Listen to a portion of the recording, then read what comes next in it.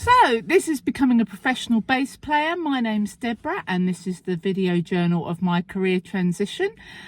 Exciting news today on lots of fronts. I'm sitting in the car with Martha, who is our new marketing manager. Hello. So she's already done the animated short that plays while Divine Funk plays. And it's a big day today because we're off to the Weddding Fair. And we're going to have a look at what the other bands are doing there, what their marketing materials are like. And then Martha and I are going to create the marketing materials for Divine Funk and also for Simply Mick and probably for Blue Skies as well. So we're off to have a sneaky peek at Chelmsford Racecourse at the competition.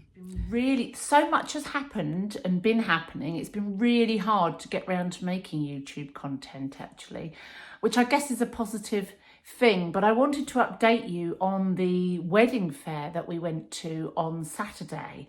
So we went to Chelmsford Racecourse Weddding Fair.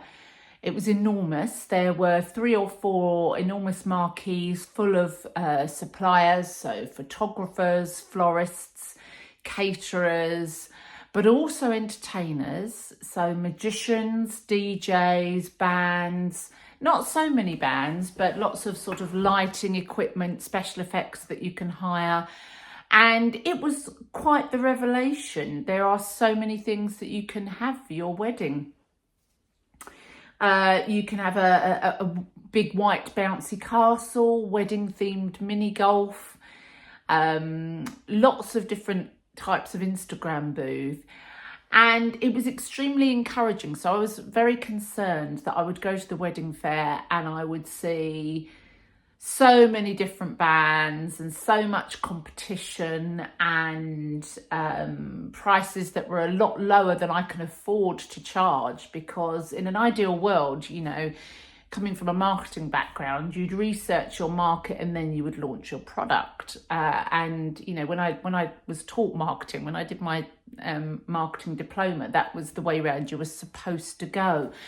But when something is a passion, you kind of you develop it and you have to just hope that other people are going to like it. You know, it comes from the other place. If I really love this, this is really important to me, I really hope someone's going to pay me and us to do it.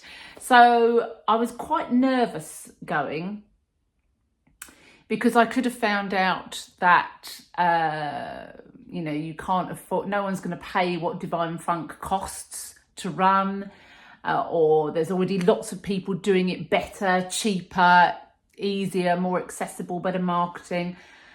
And I was thrilled to find out that's not the case. If anything, we might be undercharging for what we offer. So that was the first and most huge relief, because we have quite a big offering. So it's not just the band, it's the entertainment that comes with that, the dancers, the audience participation, the cold spark machines, you know, everything that's happening, the costumes, you know, there's a lot. And, you know, so our prices it's going to be able to be profitable. So, you know, big relief there.